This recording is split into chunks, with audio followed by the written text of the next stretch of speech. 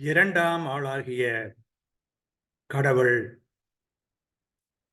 இயேசு கிறிஸ்துவாக உலகிலே பிறந்து மனிதர்களை மீட்பதற்கு முன்வந்தார். அப்படி அவர் முன்வந்தபோது பெரு துன்ப துயரங்களை எல்லாம் ஏற்றுக்கொள்ள வேண்டியதாய் இருந்தது. மனமும் வந்து ஏற்றுக்கொண்டார்.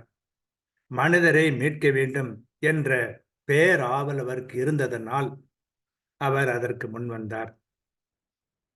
ஆகவே அவரை பின்பற்றி எத்தனையோ புனிதர்கள் தங்களுடைய பாவங்களுக்கு கழுவாயாகவும் உலகின் பாவங்களுக்கு கழுவாயாகவும் ஆண்டவர் இயேசுடைய திருப்பாடுகளிலே ஒன்று திருப்பதற்காக என்று சொல்லி பல்வேறு வகையான தவங்களை மேற்கொண்டார்கள்.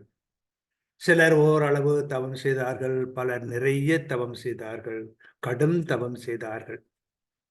நம்முடைய வாழ்க்கையிலே நாமும் பாவிகள், எத்தனையோ பாவங்களை செய்திருக்கிறோம். அவற்றுக்கெல்லாம் மீட்பு கடவுளிடமிருந்து வருகிறது. அதற்கு நன்றியாகவும் நம்முடைய பாவத்திலிருந்து நாம் விடுதலை பெறுவதற்காகவும் நாம் தவம் செய்வது முறையாகும். இந்த தவ காலத்தில் அதை பற்றி ஓரளவாவது சிந்தித்து பார்ப்போம். ஒரு நல்ல முடிவுக்கு வருவோம்.